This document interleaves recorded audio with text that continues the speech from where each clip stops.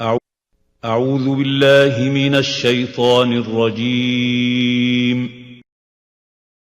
ولا تقربوا مال اليتيم إلا بالتي هي أحسن حتى يبلغ أشده وأوفوا الكيل والميزان بالقسط لا نكلف نفسا إلا وسعها وإذا قلتم فاعدلوا ولو كان ذا قربى وبعهد الله أوفوا ذلكم وصاكم به لعلكم تذكرون وأن هذا صراطي مستقيما فاتبعوه ولا تتبعوا السبل فتفرق بكم عن سبيله ذلكم وصاكم به لعلكم تتقون.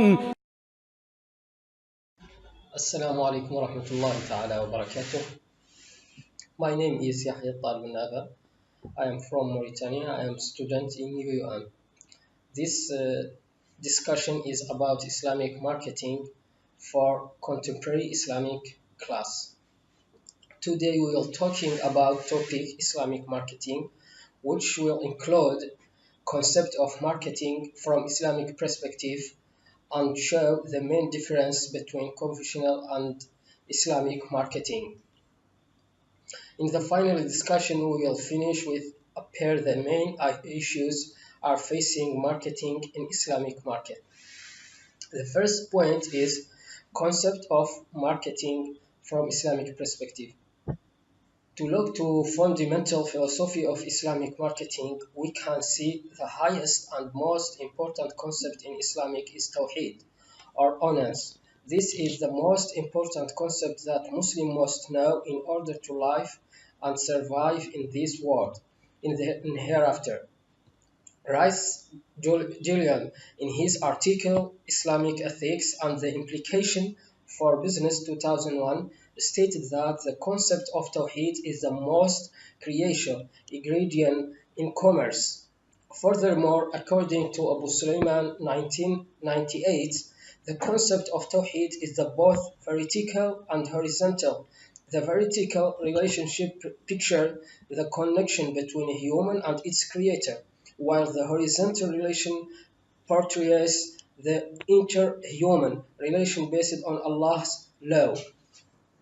Also, in the term of marketing, the author argued that justice could be implemented in smoothing the flow of goods among others. By smoothing the flows of goods, companies will ease the customers in meeting their needs. Furthermore, others argued that smoothing the flow of goods could prevent the practice of hoarding, which is condemned by Islamic teaching. By eliminating the practice of hoarding, one has successfully shown one's act of brotherhood to other people and also established justice in society. Since everybody is essentially equal, all customers have equal right to get the products that they want in order to satisfy their needs. Hoarding will influence the price and create injustice to those who cannot afford to put the particular product that they need. In addition, Islamic marketing can be defined as the wisdom of satisfying the needs of customers through the good conduct of delivering halal, wholesome, pure, and lawful products and services with mutual consent of both seller and buyer for purpose of achieving material and spiritual well-being in the world here and hereafter, and making consumer aware of through the good conduct from marketers and ethical advertising. The next point is differences between conventional and Islamic marketing. we can see the main difference between Islamic and conventional marketing can be found in three categories: definition, objective, and concept. First point, definition. According to some others, it's hard to find any contradictions between Islamic and conventional marketing definition. The only difference is the assurance of halal in accordance to Islamic law, the goods and products. There are some conflicts view on the difference between Islamic and conventional marketing. According to American Marketing Association 2008, conventional marketing is defined as activity, set of institutions, and process for creating, communicating, delivering, and exchanging offerings that have value of customers, clients, partners, and society at large. Marketing involves the process of planning and executing the conception, pricing, promotion, and distribution of ideas, goods, and services to create, exchange, that satisfy individual and organization goals. The customer satisfying can be maximized by completing the marketing transaction with value certification and qualities for the products or services involved to meet the needs and desire of customers. In conventional marketing, most of the definition did not cover the total welfare of individuals. A community a society, and state, or the planet. Islamic, on the other hand, Islamic marketing is defined as a process of identification and implementation of strategy for value maximization of welfare of the stakeholders and society, generally governed by the guidelines given in the Quran and Sunnah. However, three things that cannot be found in conventional marketing are the intention with noted to Allah, applying Islamic benchmark to any concepts throughout the exchanging process, and making marketing as the most instruments to achieve Allah's blessing. In Islamic marketing, also, the Islamic imagination, or tasawwur in Arabic, is treated as the core of Muslim action. With this imagination, people will understand that in the world nothing can have changed the statement of Allah subhanahu wa ta'ala as the creator of a human, and the human is the creators. The second point is objective.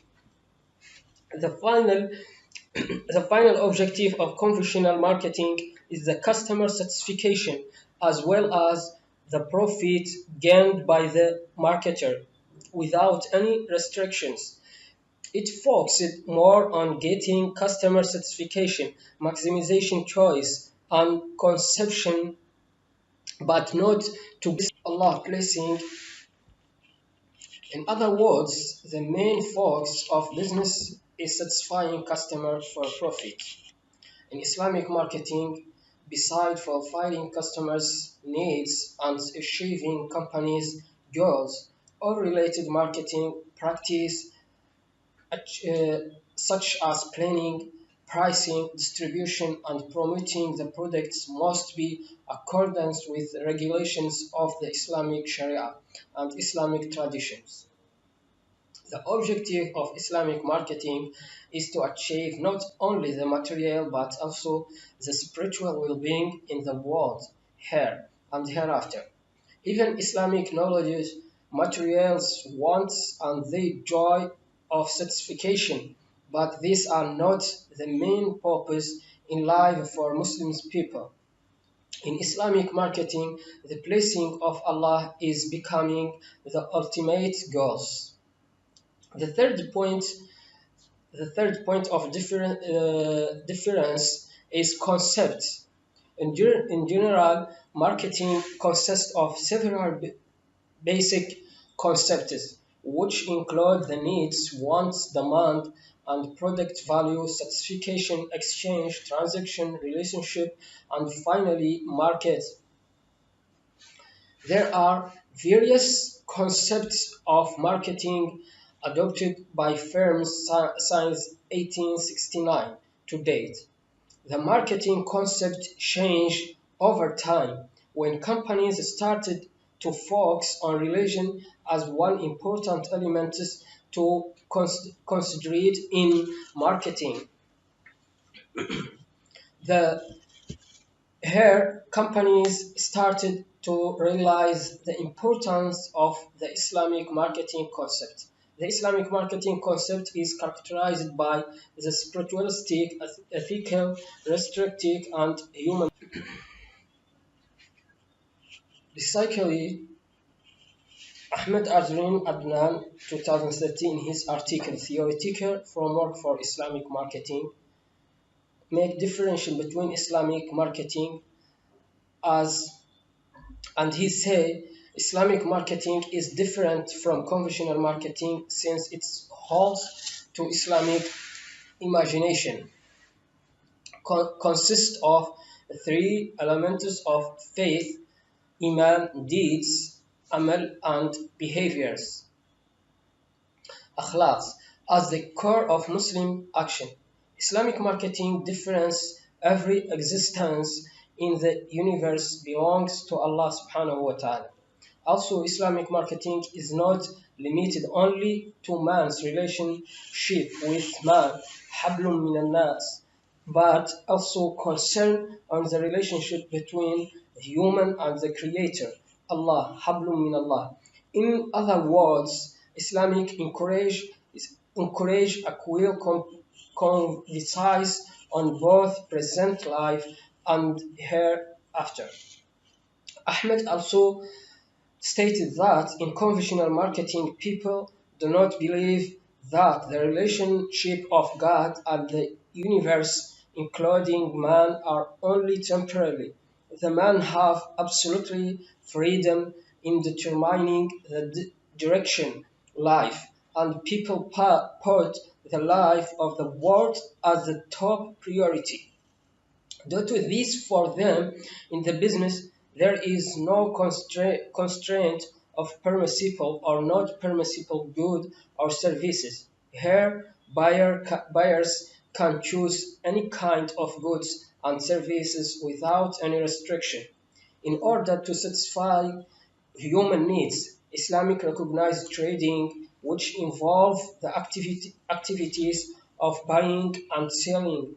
However, Islam does not allow people to acquire another present asset or property through stealing, robbing, manipulation, cheating, property, taking property by force, and any other illegal means. Islamic marketing also encourages people to provide accurate information and not hide any important information that will lead to error that consists of negative elements such as deceit, fraud, uncertainty, danger, risk, and hazard that may lead to destruction or loss. The third part of this presentation is profit and transaction outside market. Buy and selling for profit is permissible as long as the nature of the trade is permissible. The earnings a trader may make are not limited by Sharia, but it's not permissible for Muslims to cheat those who buy from him and to sell his goods at price that differ from the going rate in the marketplace. Islamic teaches Muslims not to soak a huge profit, but to easygoing when buying and selling, because the Prophet ﷺ argued an easygoing and alternate attitude in dealing with others. Also, a prophet warning Muslims to make transactions outside market because of certainty in the price. But nowadays, this issue become disappeared because of more and easy database or information about commodities and the products in market. The fourth part and last is issue facing marketing in Islamic market. Islamic marketing is a new tool market that the issues that facing the market can be defined into many categories. One of these is understanding the ethics of Islamic marketing, which is based on Islamic or Sharia information. For example, qarar or certainty or lying, which is the big problem facing marketing in the world now, because some marketers say about their products it's good, but when someone buy it, he will find it's fake, and so on. I hope this presentation is better, and assalamu alaikum wa rahmatullahi ta'ala wa barakatuh.